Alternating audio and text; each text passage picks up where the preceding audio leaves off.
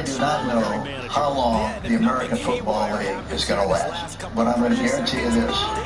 We are going to be the winningest team in the history of the American Football League. Write that down and underline. The only history book that concerned the founders of the American Football League is the one they were writing. Just keep a trickling the ball down the field, boys. One that offered a perfect reflection of its time. Check it out. Check it out. Began on a jet ride through dreamy clouds above a fruitful nation. In the hand of a humble man not yet 30, who believed the old way was not the only way. You can get it done. What's more, you gotta get it done. His words were quiet and measured. His lead was sound and fury. His name was Lamar Hunt. This story belongs to all the people whose lives he changed forever. I think probably my mother must have been showed this when she was pregnant with me, because that's just something that's of interest to me. I love show business. I love working on how do you attract something to buy tickets. Well, certainly Hunt was one of the first sports entrepreneurs, as we would call them now. He had a notion of sports as an entertainment business that preceded most of his peers. You know, this was a guy who jumped to the AFL from a failed venture in miniature golf franchising. A bogey of a business plan wouldn't hurt Lamar Hunt, who at any point could have chosen to fall back on his family's oil fortune. What pumped through Lamar's veins was his love for the spectacle of sport. At age 26, he watched the NFL title game on television. Barking out the signals from all the marcos. There, in a black and white image, he saw a full-color feature in professional football. A growing game in a nation coming of age. Catch that shit, brother. You gotta catch that shit.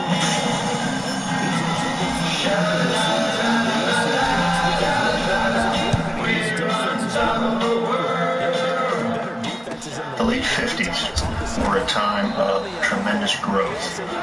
There was more free time, there was more money, and America is moving out to the suburbs, and they are starting to enjoy the spoils of victory in 2 world wars. As all this is happening, the owners of the NFL weren't really interested in expanding. They had been stuck together through World War, through a challenge from the All-American Football Conference. Now that the pie was finally getting larger, they weren't really interested in giving somebody else some pieces of it. There's no excuse for expansion in the National Football League. We furnish football now for Got him! expansion. Nice. Once that motherfucker run away from you. The owners of the NFL told him the NFL wasn't going to expand. The only way he was going to get into the league was to buy a franchise. And the only franchise That's what that motherfucker did. to be for sale. I wish I had the book right next to me. I'd hold it up with my To hand. talk to Root for the Bills this weekend because I'm a Bills fan, obviously. But Lamar Hunt, great businessman, great for the NFL. People in Denver, there's people in Minneapolis. All these places want an NFL team. I don't need to deal with you. So Lamar Hunt shakes his hand, gets on a plane from Miami back to Dallas. And then Oh, he got me that time. No! You fucker! You picked that up! Don't knock it out of bounds! Oh! I asked myself that question, and I'm not going to know. They haven't turned it over yet, Charles. He gets an airline stationery and etches out the plans for this new league. This is on routine, this is what the schedule's like, this is what the budget's going to be like. And then, typical of Lamar Hunt, he gets this great idea and tells nobody. And spends the next few months just very studiously and carefully planning out how he's going to begin this new football league. Oh! Come on! Congress wanted NFL Commissioner Burt Bell to explain why his league should not be prosecuted as a mob. So when Bell learned of Hunt's plans, he decided it was time everyone knew about the budding American Football League. and he asked if he could announce our league in these hearings. Now, he was doing it to get some heat off of himself. They were wanting to know, why isn't the NFL expanding? And so I said, sure, you go ahead and do that. And it got enormous attention because Bert Bell, in effect, announced that there was going to be a new league. Well, that was a lot better than having Lamar Hunt announce that it was going to be a new league. The most exciting new development on the American sports scene came to life in 1960 with the birth of the American They caught me off guard. Fucking looking somewhere else. So in the background, you can hear the history of the AFL. It's on YouTube. I would definitely check it out. The whole series is there. It's pretty sweet. What? It's a bunch of sons of rich guys that, don't know anything about football. Everyone in the National Football League took us. I'm getting fucking robbed here. Attitude towards the league. But underneath all of it, I thought it would give us a chance to get higher salary because now we had competition for the NFL. Before that, the only place we could go was to Canada. Come on, big stand here, boys. Big stand, big stand. I didn't want to go to Vancouver somewhere. The NFL was paying attention. Its owners made Hunt and Houston's Bud Adams an offer. Abandon your plans for a new league, and you can each have an expansion franchise in the old one. When both Texans refused, the NFL changed its approach. In late August, Lamar is back in Dallas, and he gets a call on a Saturday afternoon from Associated Press reporter who wants to ask him if he's got any response to the news out of Houston. Suddenly, the NFL, which had no interest whatsoever in expansion, started a franchise in Dallas, Texas. All right, there we go. Big third down there, boys. They also stole one of the planned initial franchises. You're going for it.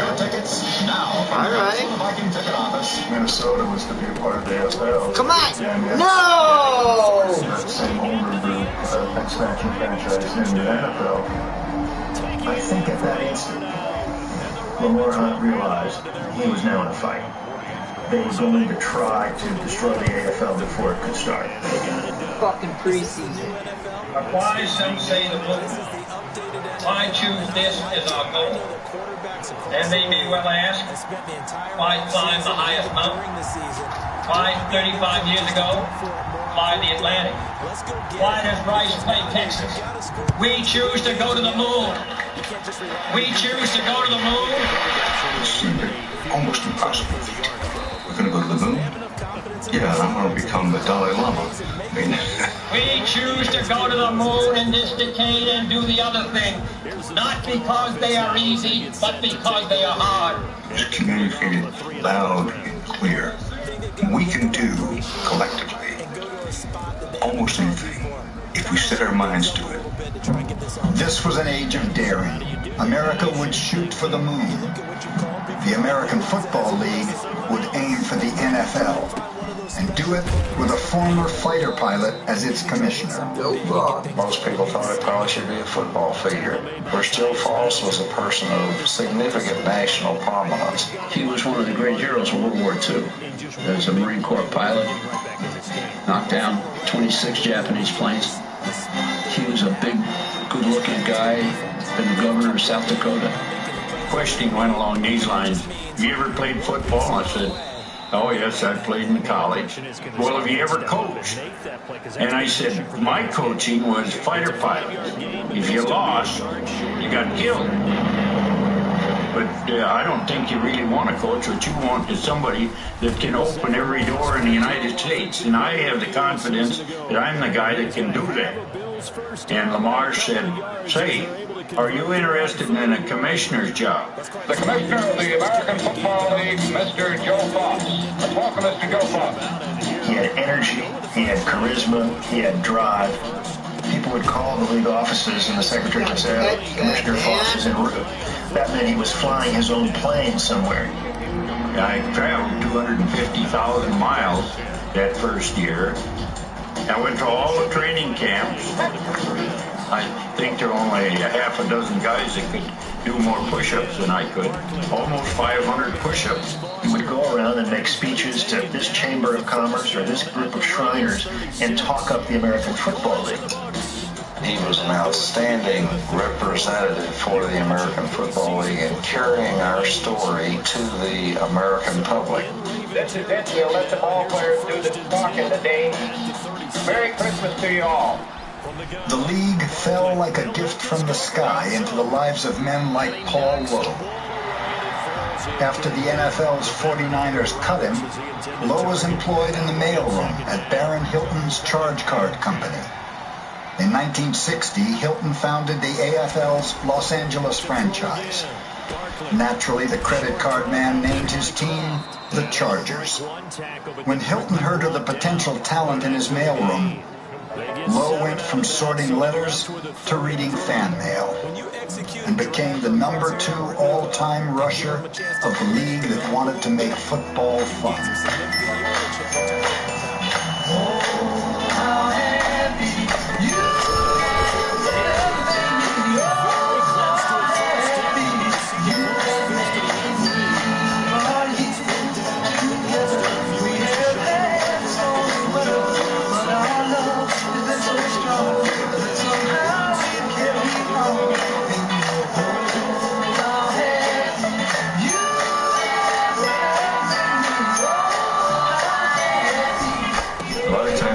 Think of where I would be in life right now had it not been for the American Football League.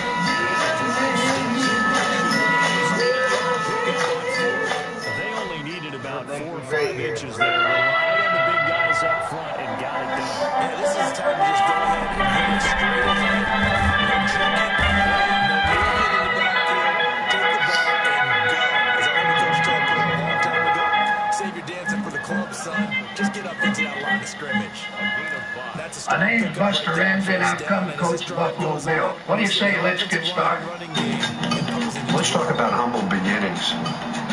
When we watched films, we would hang up a sheet, a white sheet, and we would sit on milk cartons, and we would watch the films, then we'd go out on the field to practice.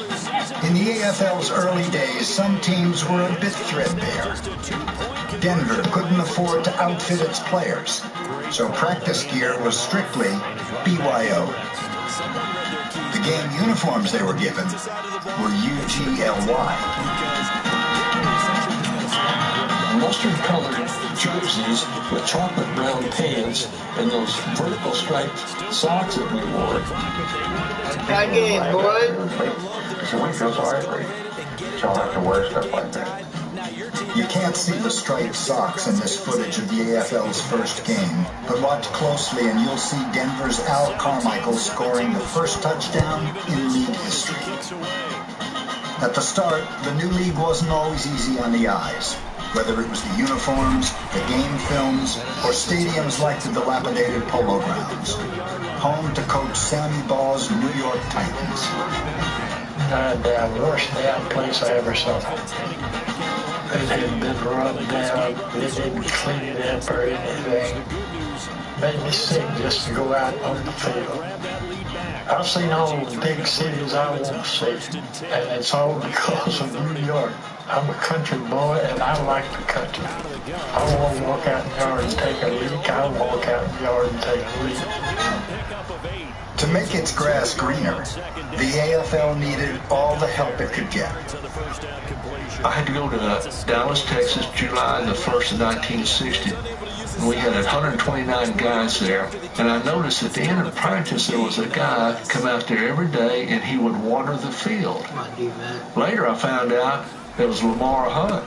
These players have got a choice for the first time in, I guess, 10 years. They have a choice before they can go. Big turnover. Lamar Hunt's humility impressed everyone he met, sometimes in stark contrast to the NFL's approach. Pittsburgh drafted me in the NFL. Oh, my. Buddy Parker was a guy. Him and Bobby Lamb came to my house. Drunk. Went on my front porch about 5:30 and woke me up. Said, we gonna drive you this morning? They was in the joint, they were holding each other in front of my house. Said, the hell was that AFL? I don't think they knew my dad was a minister. Ooh, got it. Never run right back into my bucket. Oh my God. Talking to deep voice. You won't be going to Pittsburgh. Yes, sir. The Reverend Haynes was far more impressed when he met Lamar Hunt, and so Abner signed with the AFL's Dallas Texans. Signing players was just part of Hunt's effort to build a team that could battle the rest of the AFL on the field, and that off it could compete with the NFL's Cowboys.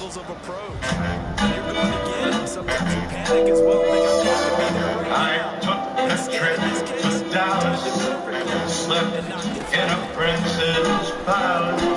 In the early 60s, Texas was known nationally as sort of a place for millionaires, entrepreneurs, big spending, big hats, big hair. What? A lot of people driving around with Cadillacs with big fins. Suddenly, in 1960, there's two professional football teams appear out of nowhere in Dallas. And you pretty much picked. Injuries impaired the Cowboys' offense, but they still managed to hold their own against the toughest competition in the world.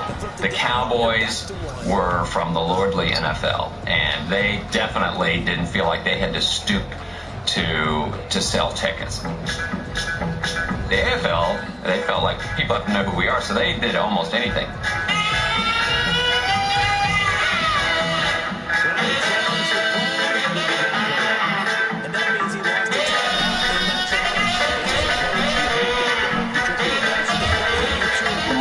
For being as unassuming as he was, loved show business, and he billed his team as the Zing team of pro football, Z-I-M-G. One of the highlights of the Texans games this past season was the best halftime in professional football, featuring the fabulous Dallas Texans, and now meet Miss Dallas Texan of 1960, the beautiful Miss Kay Sutton. The Cowboys played some games on Friday nights. The Texans would often have a promotion that if you bring a ticket stub from Friday night's high school football game... Sit down, Robert! Sit down! To get the crowd away from the Cotton Bowl on Friday night and go to their high school game. That was the level at which the war was fought. Arnold whole grains. That's that nutritious bread, right? That's right, picnic family. It's delicious, good nutrition for your balanced life. I eat it every day. That's why you look so good. Eat this. Oh. Yeah, keep eating. Cowboys' first 3 years were bad. They're playing in the established league. They've got the name stars showing up to the Cotton Bowl, but they're losing week in and week out. The Texans have this young team, this exciting team, Abner Haynes, playing this dynamic brand of football.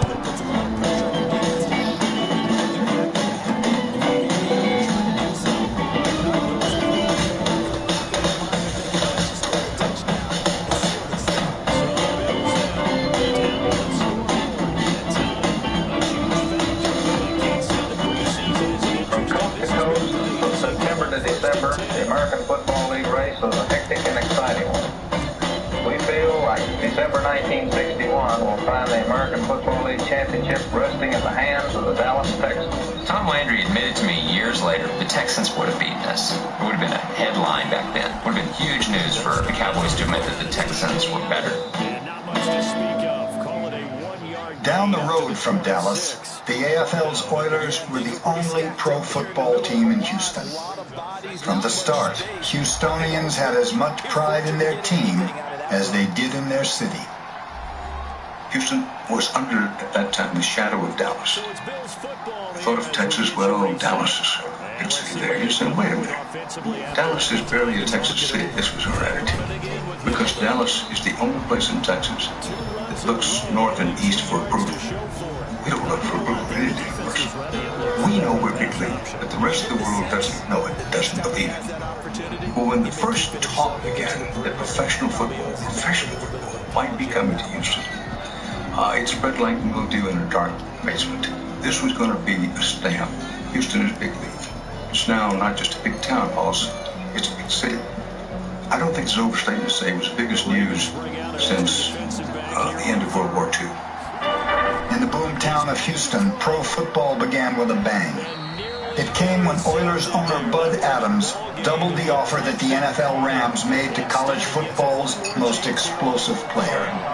Cannon is the only guy I can think of before Namath that really had that kind of, marquee name. So, Billy, the atomic cannon, it is my privilege to present to you the Heisman Trophy for 1959.